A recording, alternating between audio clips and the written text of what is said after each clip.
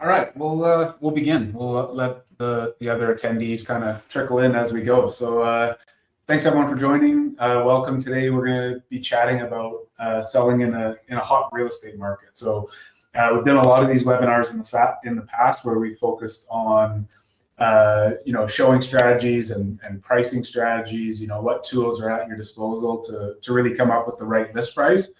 But given everything that's going on right now in the Canadian real estate market, we really wanted to focus on this topic, which is seller strategies in a hot real estate market.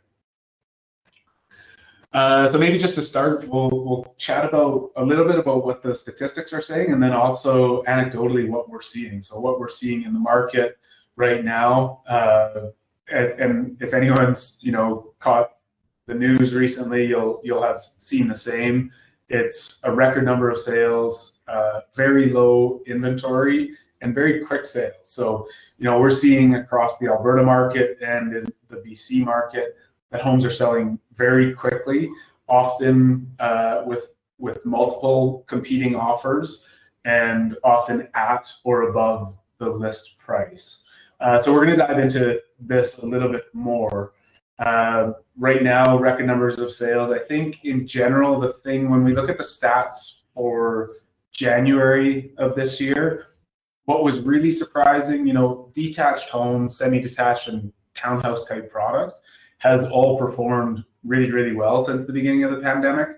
What happened in the Alberta market that was really interesting to our team was just how quickly apartment sales seemed to catch up. So in January of 2022, there were in Calgary a record number of apartment sales. There hadn't been that level of sales since January 2007. So really, it's been 15 years since we've seen that level of sales, and it's caught up to detached homes really quickly. So here with Alan, we want to keep this really conversation. We're going to go through a bunch of information today, and then at the end, we will open it up for questions. So I know there's a lot of people on the call today, most represented from Alberta. We do have some Ontario and BC as well. So we look forward to that Q&A.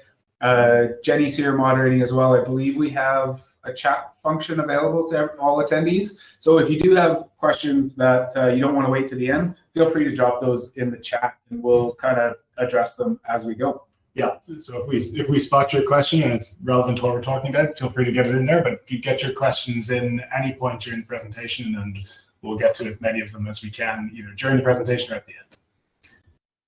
Yeah, so maybe just touching a little bit more on current market conditions, everyone kind of wants to know why is this happening? And really, I think it's, you can drill down to three reasons. The first being really low interest rates. So historically low interest rates. And I think this belief that when Bank of Canada meets next, which I think is March 8th, that they will be, starting to raise interest rates to try to get inflation under control. So that's one reason. A lot of buyers want to get in. They might have a 90-day rate hold, and that rate hold will be very attractive. And in essence, they need to purchase before that deadline. The other factor that we've been watching, for the last 2 years really is changing buyer behaviors amidst a pandemic and lockdown. So, at the beginning, 2 years ago, what we saw is that detached homes, homes with yards, homes with home offices, maybe a gym became way more attractive than, apartments. So that's changing very quickly, but, in essence, people wanted more space. Your home became more important when you no longer were going to the office every day. Yeah, another way of saying that is almost like overnight, suddenly everyone wanted something different from their home, right? They had a home, but as soon as the pandemic hit, like what people wanted in a home changed. Like you said, they wanted a home office, they wanted a garden, they might want not to live so close to the center of the city, they want to live closer to the recreation. So that's a huge part too. Yeah, the third factor that I consider to be meaningful is again related to the lockdowns, and a lot of buyers have been able to save up that down payment, right? They're not spending, the thing that we are all told by our financial advisors to do, which is stop buying that $6 latte every morning, stop eating out so much. The lockdowns kind of forced us to do that. And all of a sudden, people were able to save a lot. And, in the Canadian real estate market where prices have shot up so quickly in the last 2 years, saving for a down payment is a big hurdle. And this lockdown has kind of helped a lot of buyers to do that. Looking at what has happened in the Canadian market, if you consider January 2020, the average price of a detached home in Canada was about $504,000. And that increased so January 2020, I'd say, is the last month where we weren't living with a virus. That number now is 748,000. So, in just 24 months, prices have seen an almost 50% increase across the country, which is, historically something we just haven't seen before. So anyhow, this is all just background to what we really want to get to, which is, as a seller, how do you navigate this market and what strategies can you use to, attract the best price and try to keep your sanity as you enter this world of selling. I think the good news there for most people is that the process and the best practice of the way of selling your home is still 90% the same. It's not like suddenly because the market conditions change, everything changes. 90% of it's still the same, and 10% of it's different. And it's that 10% that we wanted to try and cover in today's session. Yeah, exactly. So maybe to talk through a little bit more about kind of what we're seeing in the market, we thought maybe the easiest thing to do is just to talk about a case study. This was a home that we listed 1 week ago. Yeah, 1 week ago on Thursday, I believe, last week, and it sold in a day, sold on Friday. So just chat a little bit through this seller's experience. So the seller listed with our brokerage on Bode. They sold with 6 offers. The winning offer was unconditional, and we're going to talk about unconditional offers. I know for the people on the call from Ontario and Vancouver today, we understand that unconditional offers have been very much the norm in your markets. For Alberta, it's not been the case over the last few years, but we're starting to see more and more. So we want to chat about that, both from a selling and a buying perspective. So this seller sold for $45,500 over the list price and sold in 1 day. They did have 6 offers. Ultimately, the winning bid was unconditional. There were no subjects on the offer. It wasn't conditional upon financing or a property inspection, and we're seeing that quite a bit. It was a hectic few days. When we strategize with the seller in terms of list price and going to market, the seller had looked at all the sold data that we made available to them, had determined that 575 was a competitive list price. It was a little bit more than what the comparables had sold for in the area. And they felt, they were in a position where they were moving overseas to the UK, and they wanted to sell relatively quickly. They didn't want to sit on the market a long time, so they priced at what they thought was competitive. Ultimately, it sold for, I think, about $630 or $620, and like I said, in just 1 day. So we supported them a lot, I think, through the process, and they navigated it like experts. Went really well. The one thing that they were joking about is that the first day on market, they spent pretty much the whole day at the Tim Hortons down the street because their showings were lined up back to back. And which I thought was really nice. We can chat a little bit about that too, the open house versus scheduling appointments. I think for buyers, the best experience is to always have a private viewing, to have that domain to yourself for that 30 or 60-minute window. Of course, that's not always possible, and some of our sellers do allow overlapping appointments, and sometimes a buyer will say, okay, I'll take the main floor while the other buyers take upstairs, and manage it that way. So we've got a great question in here on this particular sale. Question is, do you think it was the unconditional part of the offer, or did the price win the bid? So what they're asking about was this the highest price offer they received, or was it the fact that it came with no conditions? made them accept that offer? Yeah, it's a great question. So in this case, because the deal is now done, I'm happy to kind of disclose they had offers that were higher. So they had offers that were about 60,000 over the list price.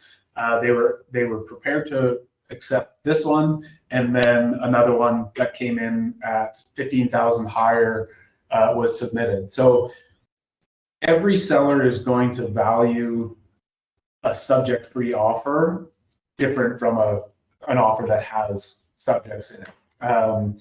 In this case, it wasn't worth the extra $15,000 to this seller to sit on the market with, potentially still entertaining viewings. And there were some other things apart about the offer. I think that the possession date was not quite ideal.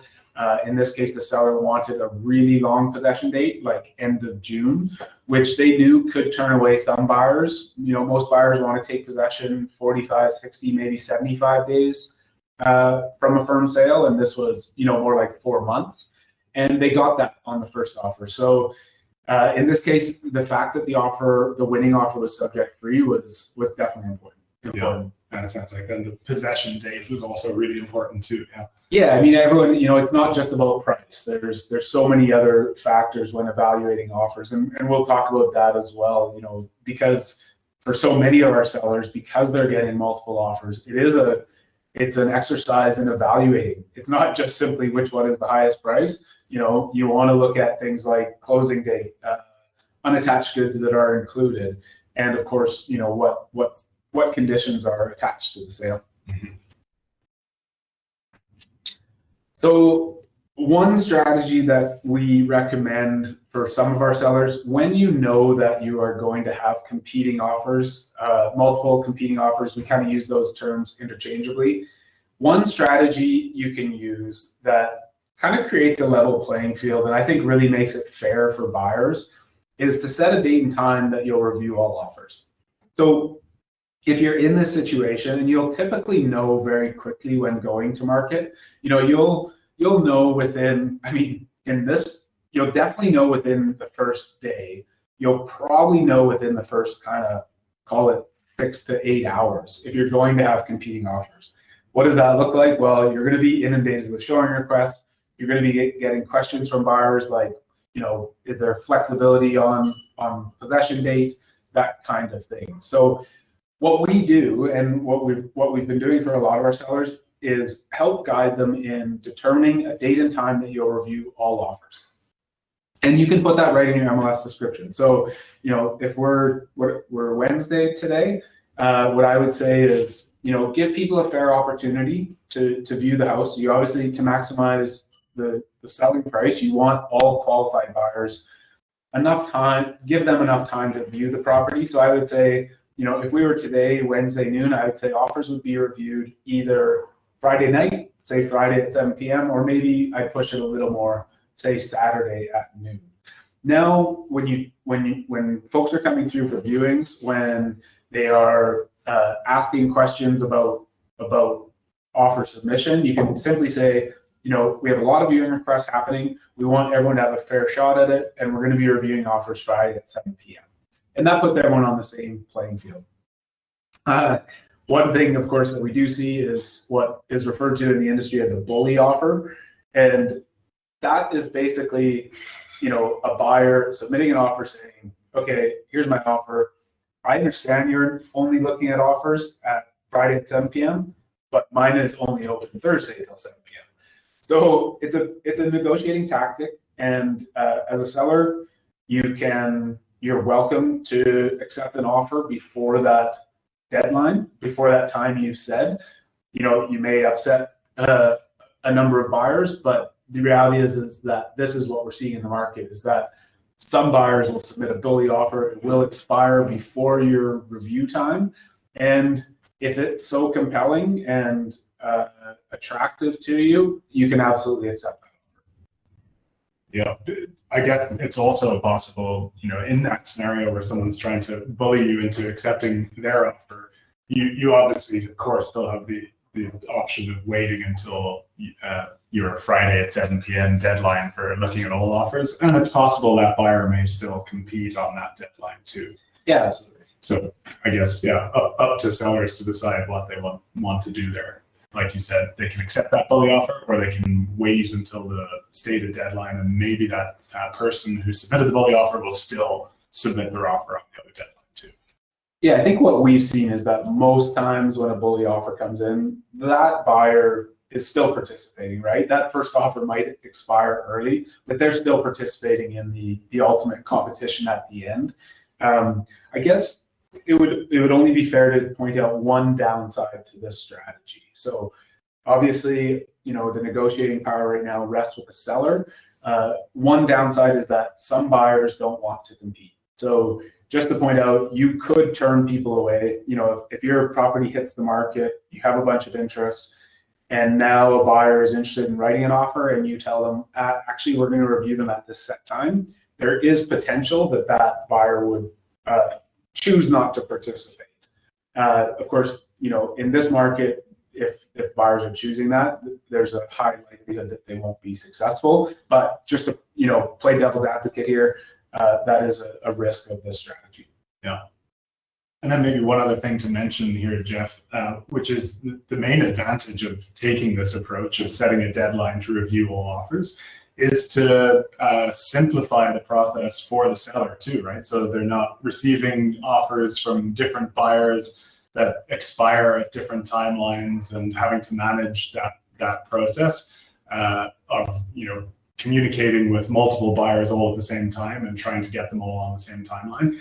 The reason a seller would do this would be to try and simplify that process, and also, as you said, to try and get a higher price ultimately too, by letting people know that there are multiple offers and that there's a deadline for submitting those offers. Exactly.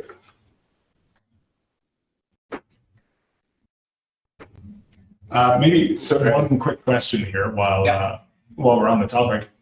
Questions coming here from Mike. He's asking, is there a BODE agent physically with me when looking at offers?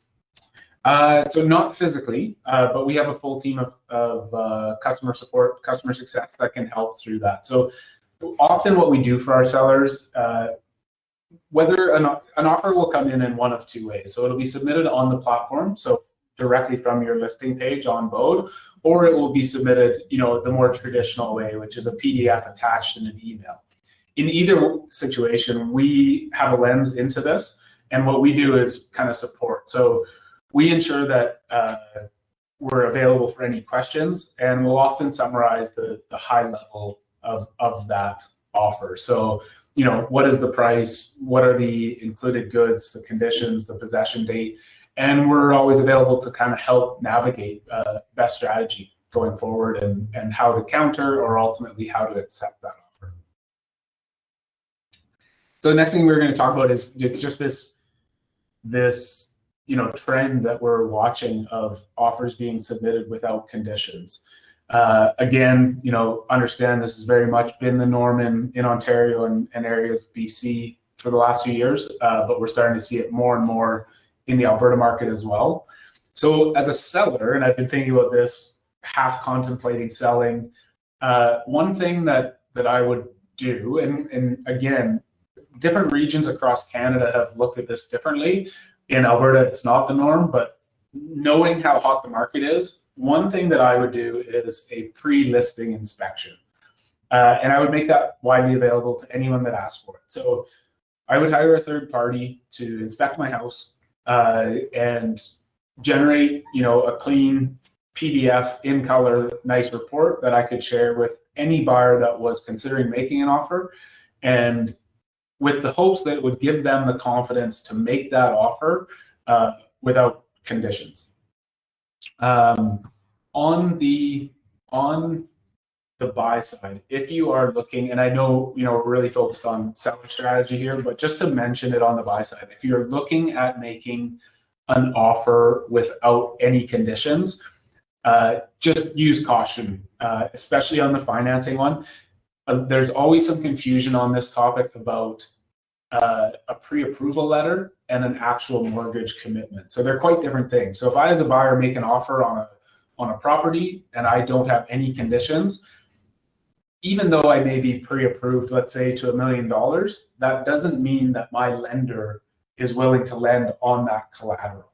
So it is a risk that I think everyone should be aware of. So if I purchased $1 million property and I was approved for $1 million to purchase $1 million property, the lender might look at it and it might only appraise for 750. And so do I have the means to make up that shortfall? So that's an important consideration.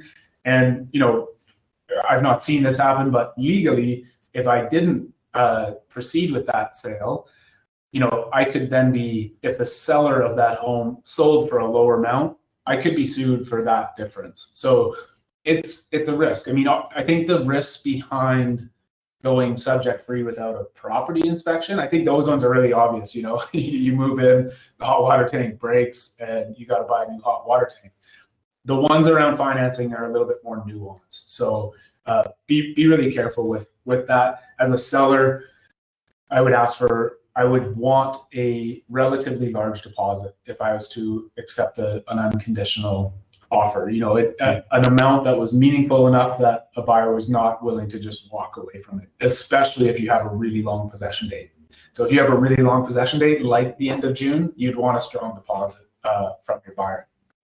Maybe just to mention here quickly, if there are any sellers out there who are thinking of doing a pre-listing inspection and making it available to buyers, you can find home inspectors on our website in the Pro Marketplace to do pre-listing inspections.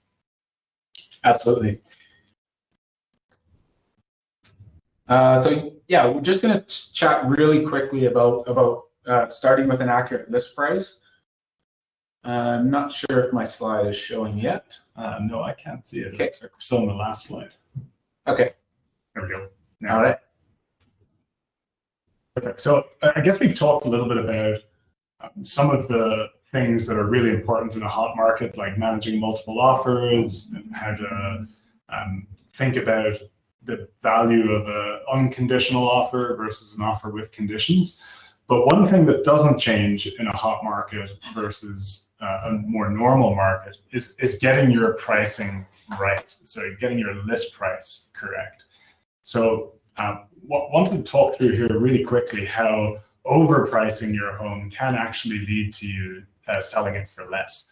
So here's really just a conceptual representation of something that we see a lot in the market, which is someone selling their home starts off with a really ambitious list price, thinking, well, I'm going to set my price really high, and that way, you know, I can always negotiate down and accept a lower price.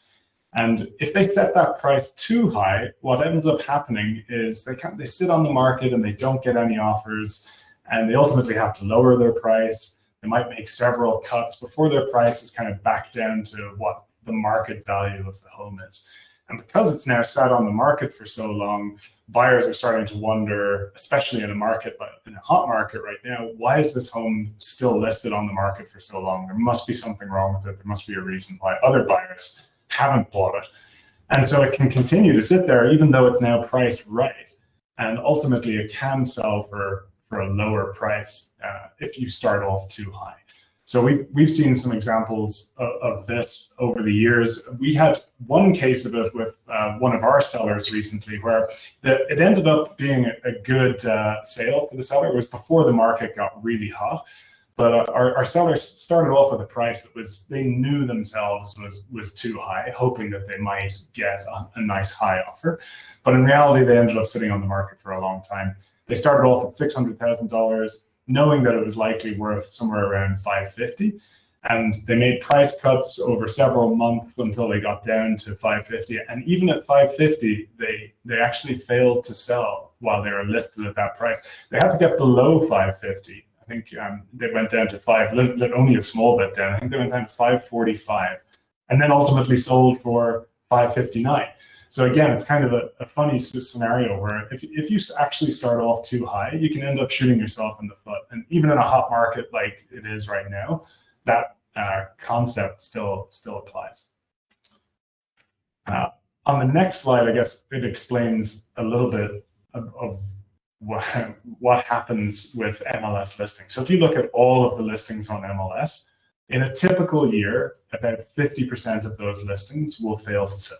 And I think that's a really surprising statistic for a lot of people. most people think, well, once the home's listed for sale, probably there's an 80 or 90% chance that it sells in that first listing period. And the reality is it's far lower. It's about 50%. Obviously, over the last few months, when the market's been really hot, that number is a little bit higher. It's probably more around 60% of the homes that get listed successfully sell. But typically in an average year, it would be about 50%. And the main reason for that is simply people overpricing their homes and then ultimately sitting on the market and failing to sell. Some of that might be somewhat deliberate. Some people might list their home knowing that they're listing it very high, knowing that they don't necessarily need to sell, but if they got the right price, they might sell for that. But all of this, I think, points to the importance of starting with the right list price. And then again, why is this? Why is it the case that starting with a really high list price tends to not work out? And the reason is that, well, most buyers don't actually make lowball offers. So if a buyer is working with a realtor, most of those buyers will be discouraged by their realtor from making a lowball offer. Realtors will tell you things like, well, it might offend the seller. You might lose your shot at being able to actually win that home. So they'll be strongly discouraged from making lowball offers. And the number that kind of sums this up is, again, if you look at last year in Alberta, the average sold to list price ratio was 97%, which kind of hints at the fact that most buyers are making offers within a few percentage points of the list price. Again, right now in the last few months, if you look at different segments, so say if you were to look at Calgary detached homes, the average sold to list price ratio, I think, Jeff, you said was 102%. So, yeah, exactly. So right now that looks a little different, but again, taking more of an annual basis here, typically even that number of 102% shows you that buyers are typically, again, only within a few percentage points of the list price.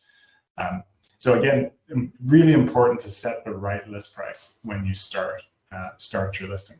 And here at Bode, we have people, if you want to discuss your list price at any time or want some suggestions on setting your list price, you can talk with our teams here to help you do that. Yeah, absolutely. We're always happy to go through the data with all of our sellers. So just carrying on what Alan's been discussing, we just chat really quickly about some of the data that's available to you to help set the right list price. And what we'll do is we'll jump out of this presentation and actually look at a live demo of our platform to look at these things. So, there's lots of data available to you. The one that we talk about a lot in the office is tax assessed value. We look at whether or not that is an accurate reflection of market value. Some years it is. I would say this year it definitely is not. We just had a listing go on last week, and it was in the northwest of Calgary. And as part of our process, we always look at land title and data before taking a listing live. I noted that the assessed value is $550, and I think the property went to market at about $860. And I watched that one very carefully, and sure enough, it sold, or at least had an offer. So I had a conditional sale in place in a matter of 2 days. So all that to say, I wouldn't encourage everyone to just add $300K to whatever your assessed value is, but there are markets and years where tax assessment is just not a good indication of market value. I would say this year is probably going to be one of them. But what you really want to look at is the recently sold listings in your area. And of course, we have tools that help with that. Comparable active listings. So this really makes up your current competition. So what can a buyer purchase for that same amount of money in the same area? And then also we'll just look really quickly at the Canadian Real Estate Association HPI, which is the home price index, and kind of how that works. And we always say never take any one of these data points as gospel and suggest that this should be your list price. You really want to use a combination of a number of data points to really help triangulate the value of your home. And again, we have a team that's very eager to help with this process as well. So maybe what I'll do real quickly is just stop sharing this screen and jump over to another one.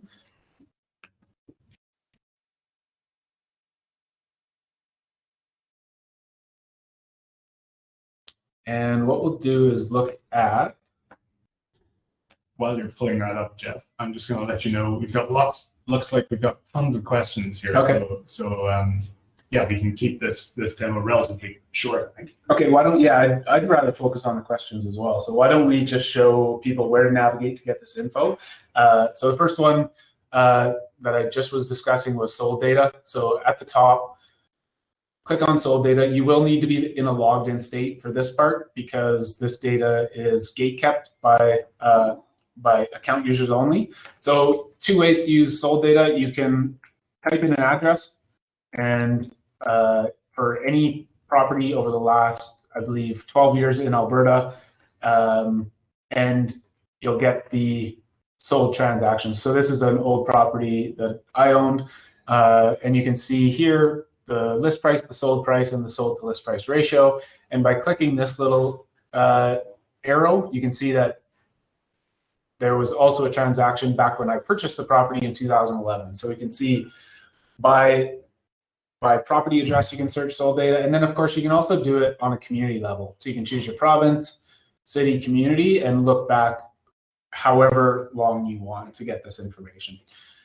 So that's sold data. The other tool that I'll just touch on really quickly is comparables. So if you want to see a very objective view of sold listings in your area and also active competition, you can use this tool. Simply put your property type. So you can say detached. We'll use that same example, bungalow, built in 1950, and we'll say it was 1,000 square feet. You type that in with the address and hit apply.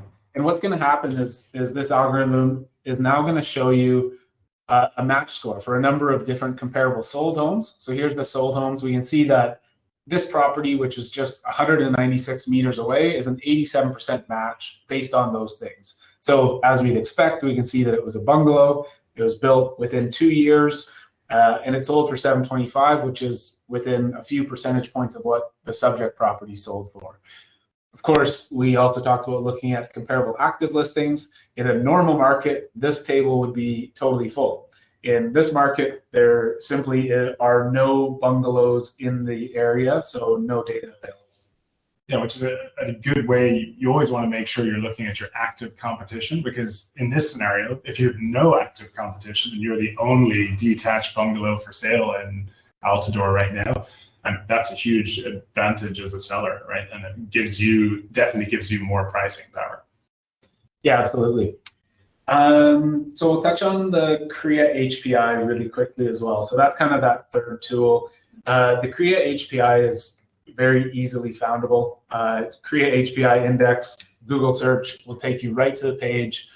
The Canadian Real Estate Association in, I believe, January of 2005, assigned 65 markets across Canada an index of 100. So every single city was given an index of 100.0, and they started tracking it over time. So looking at what was a typical home for each of those markets, they started tracking. So we have this data available. You can download the raw data if you like. You can also use this search tool.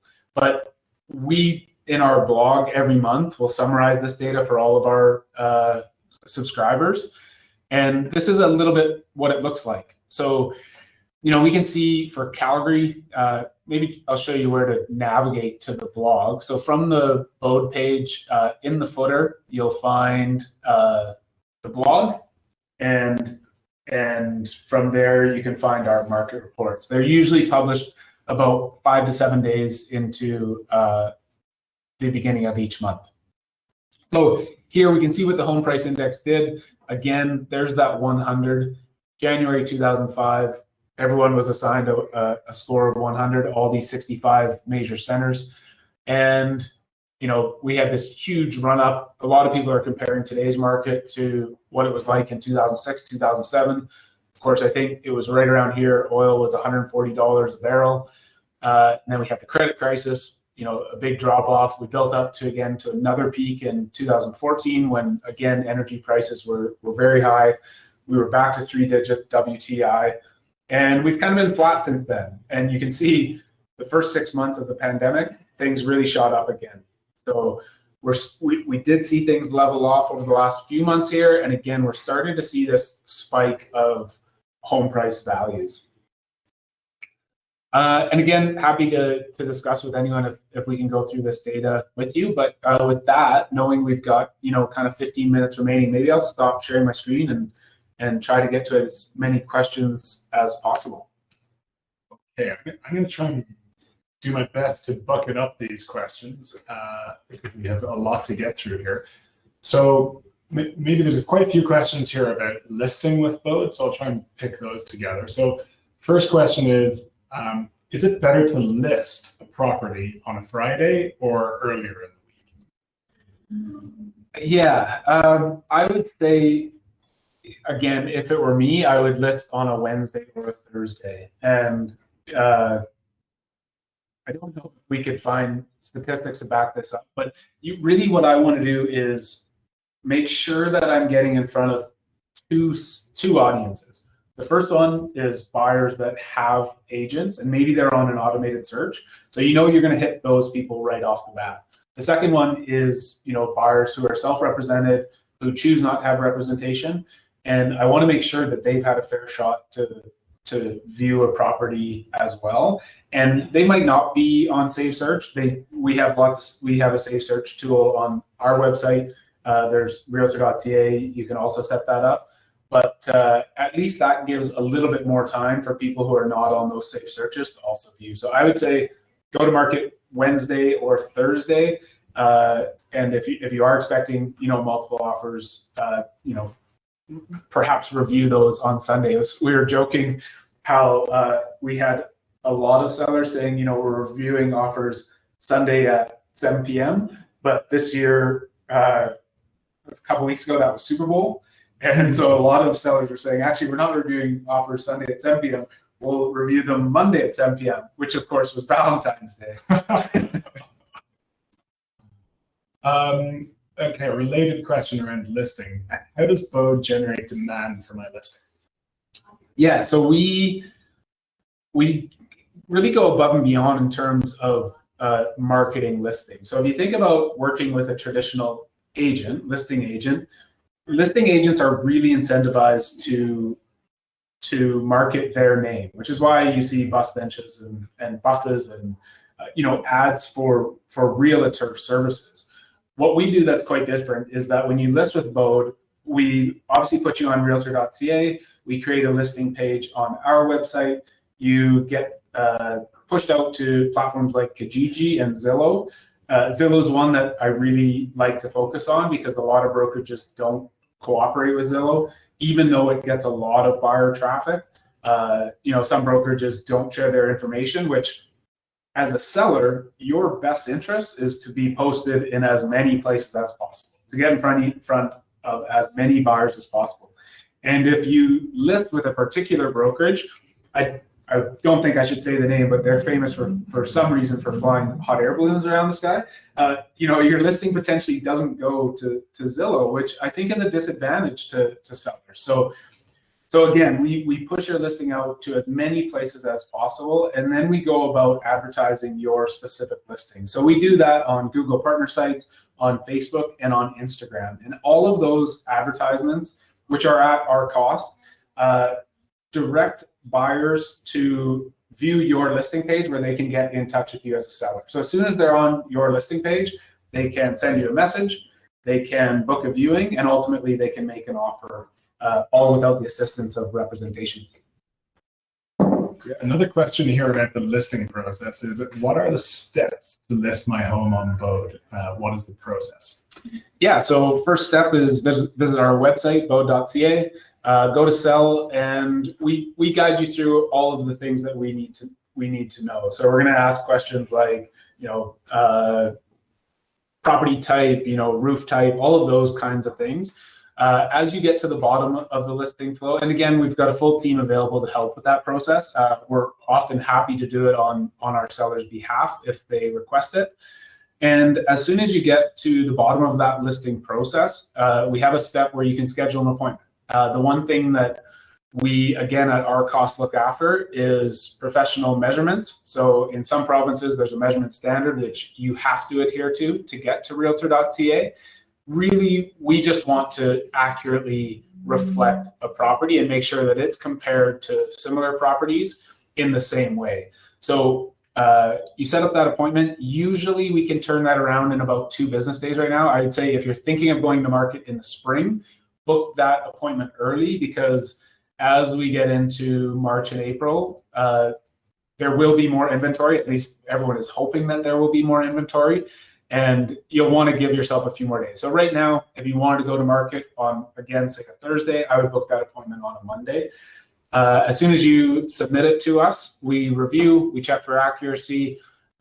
We do a full review to make sure we're in compliance with local boards. If we have any, grammatical or marketing suggestions on what you've written for an MLS description, we may suggest them to you, and go from there. So really, the process of listing, a lot of sellers can get through it in about 15 minutes. The entire process, to include that visit from one of our preferred photographers and measurement techs, will take about 2 days, 2 business days. Brilliant. Another question about the listing process here.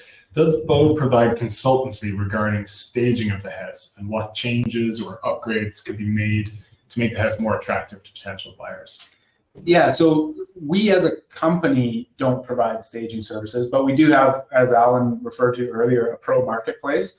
And so the pro marketplace is a group of vetted professionals that have been included. So, if you think about the support you need to buy and sell real estate, you're probably going to need a real estate lawyer. On the selling side, you're going to need the photographer, measurement tech. You might need a handyman, someone who can come in, do drywall, paint touch-ups, maybe some plumbing repairs. And we have all of those professionals in the pro marketplace. So staging would fit that criteria.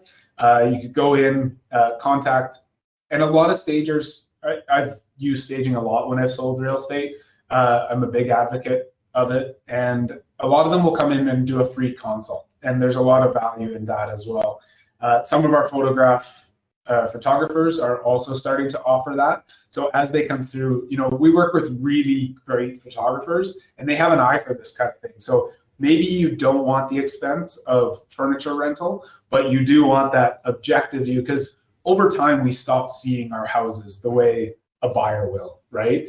And if you want that objective view, some of our photographers are even offering that service to say, before we show up, we're just going to come through, do a 30 to 45-minute consult with you and say, I haven't been present for one of these, but I'm assuming, take down the personal photos, declutter this bookshelf, fluff those pillows, that kind of thing. Maybe related to that, I'll just also add, if you're thinking about that you might need staging or you might need some other changes or upgrades or other ideas to make your house more attractive, you can always book a listing strategy call with our team, and our team can help guide you through that. So whether it's working with one of our partners or someone to talk to, stage your home or make any of those upgrades, we can help you through that process. Another question here, this time from Rowan. Is there a strategic advantage to listing for an undervalued price in order to get maximum attention on the listing and create urgency on the buyer's side to act? Yeah, this is a strategy that in a balanced market, I would say I wouldn't ever recommend. In this market, and Alan, you were part of this earlier this spring. I walked into the office one day and I said, Alan, there's this house, it's going to sell today. You need to go see it. And that was exactly the strategy. So it was listed, I would say, probably 15% under market value. And it's sold for 25% over market value. So if you think about that, I'm going to use $1 million just because it makes it really easy. So the market value is $1 million. They listed at $850, and what should have been a $999 list price ultimately sold for, I think, something like 1.1. I won't have those numbers exactly right, but it is a strategy that gets used very often. Ultimately, the goal there is to get buyers who otherwise would not have considered making an offer. A lot of buyers might not have considered making an offer if that home had been listed at $999. but the fact that it was listed at 850 brought a larger audience, and it generates this competitive atmosphere of winning and losing bids. And it doesn't take a lot for someone to become really emotionally tied to a property. So once you walk through, maybe you're with your husband, wife, partner, you start envisioning your stuff in that house, and it's a really emotional process. And I do think that ultimately it can lead to a market price that is much higher than value. So I would look at it, I would say only in markets similar to what we are currently in. We are starting to see it more and more. I might just add to that is you probably don't want to go too far below market value.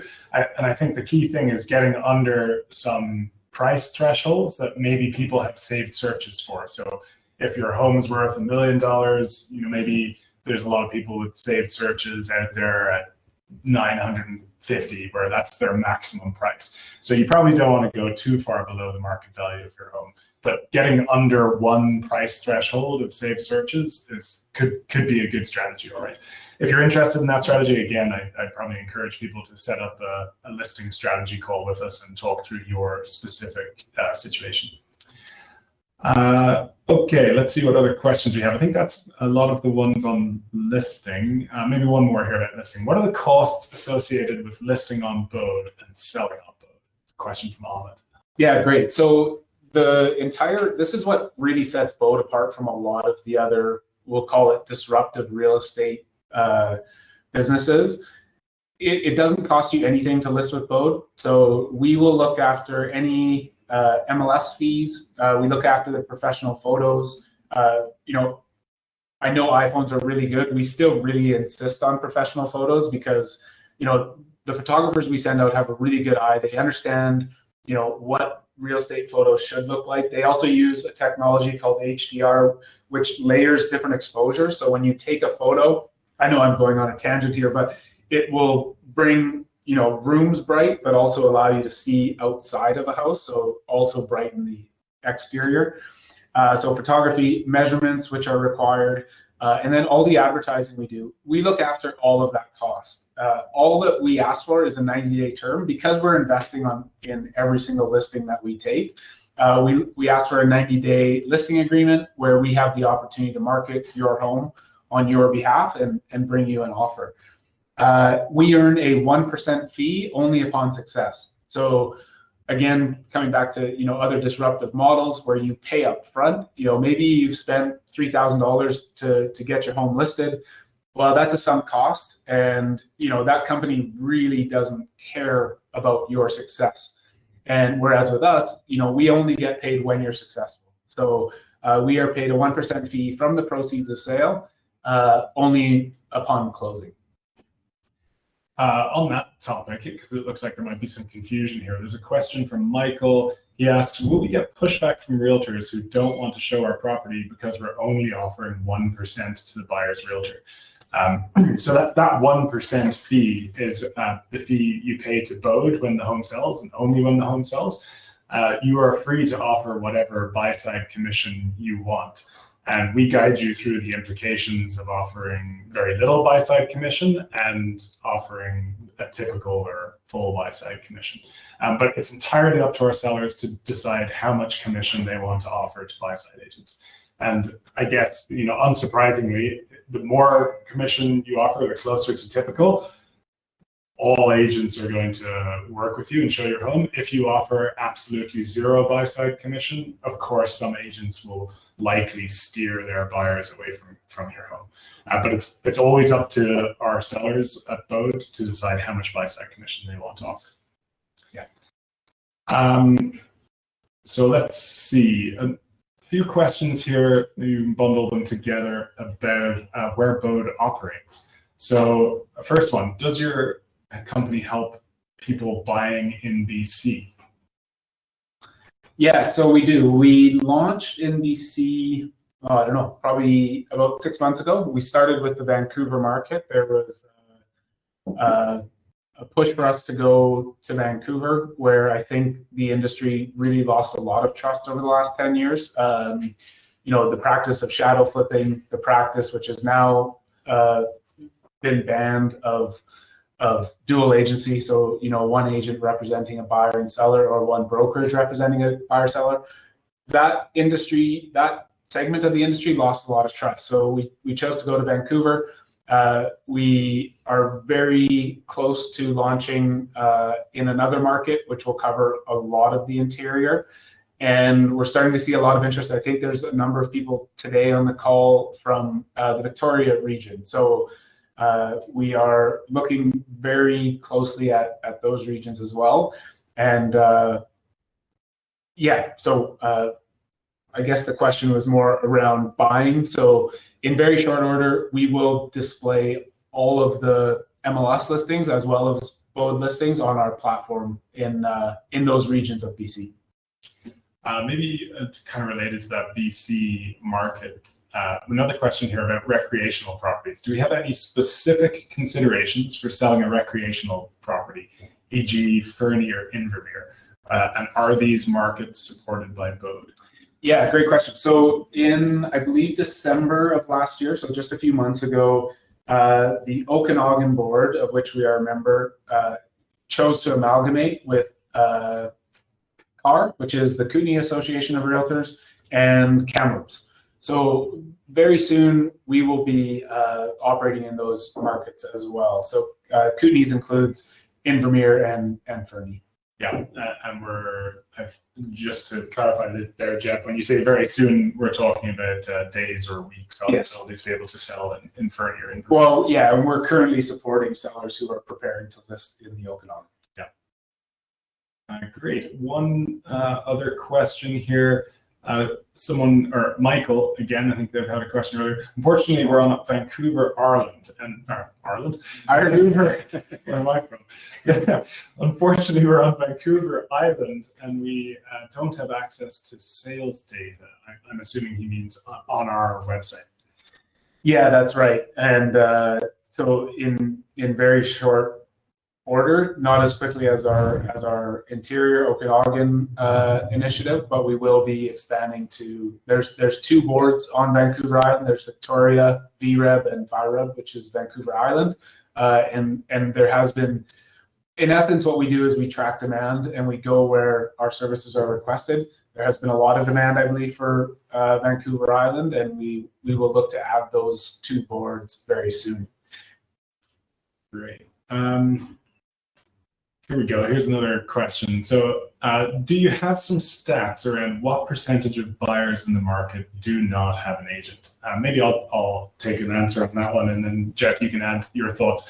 So we look very closely at this data, and we recently looked at the data for Alberta.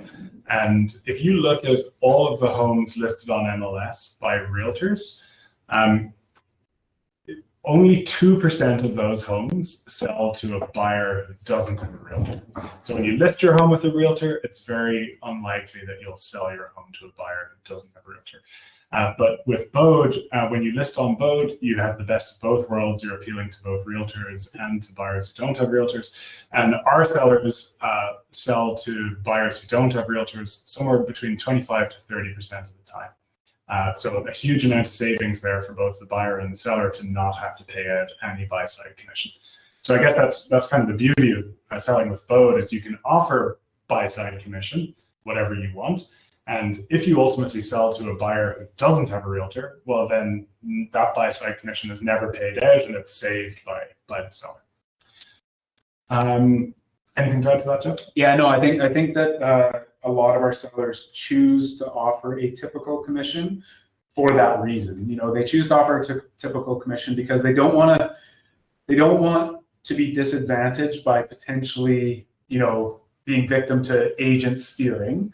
But they also know that they still have the best shot because no other brokerage is really set up to allow a peer-to-peer transaction. They still have the best shot at attracting a buyer that doesn't have representation. And the stats show that, we're far more successful at bringing those buyers. Great.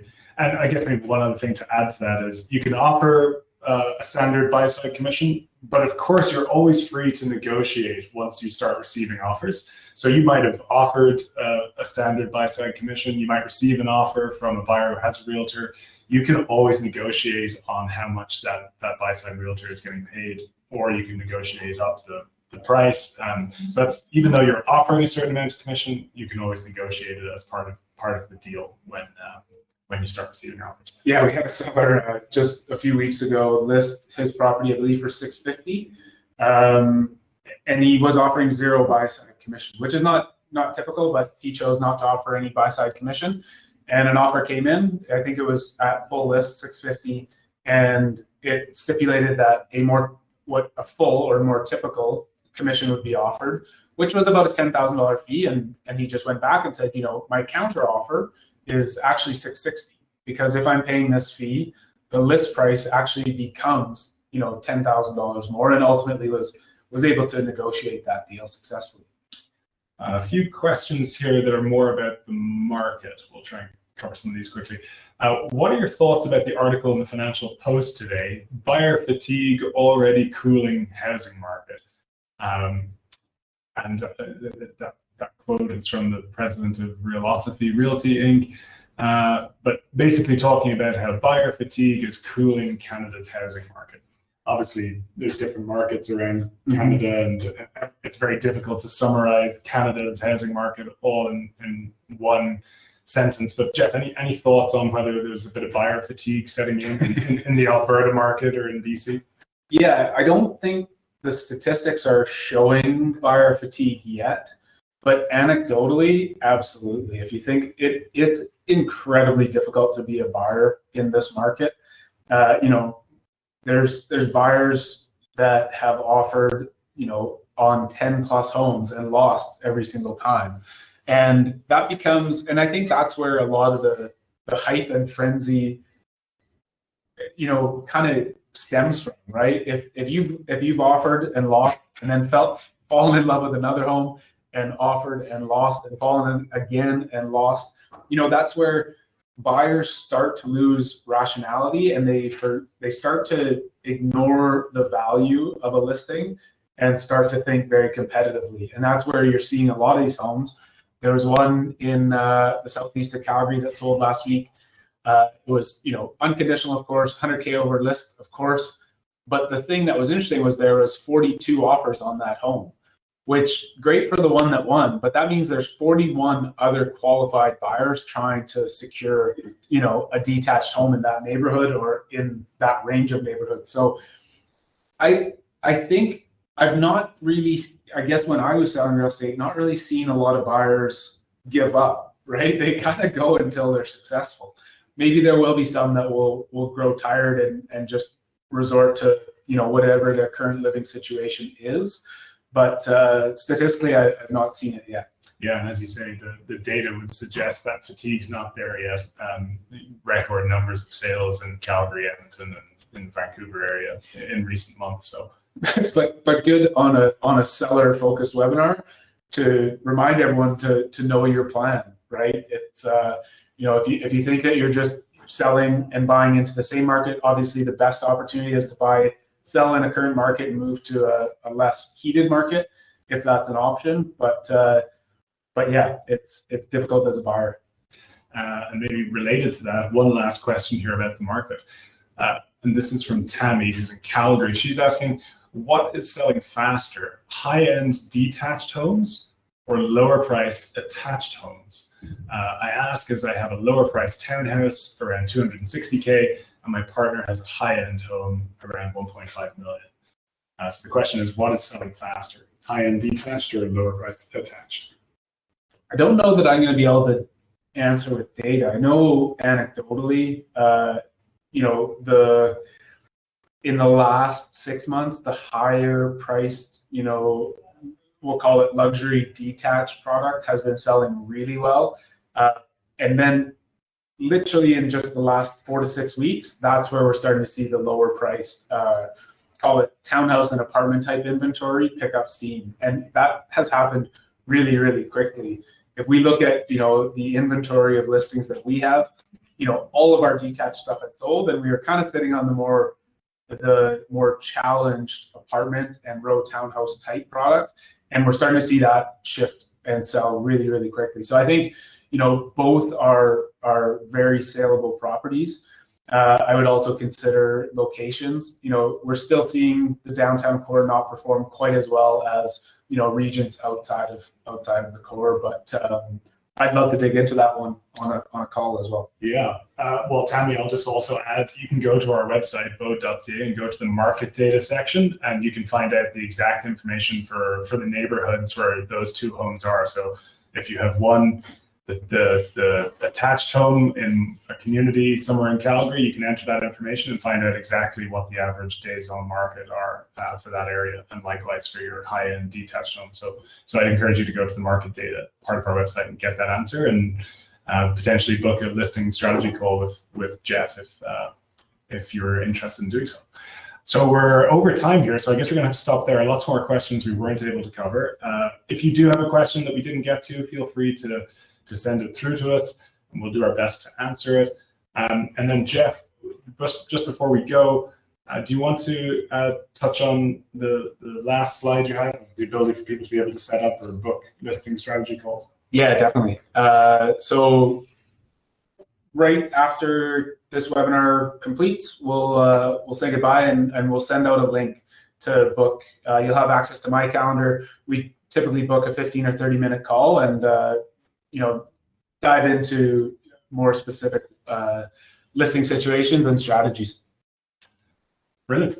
Well, I guess we've done our best to cover as much as we could there. And so the last thing to say from my side is just thanks so much for everyone for joining, and thanks for all the questions. And hope to see you again shortly. Thanks, everyone. Thanks all. Bye-bye.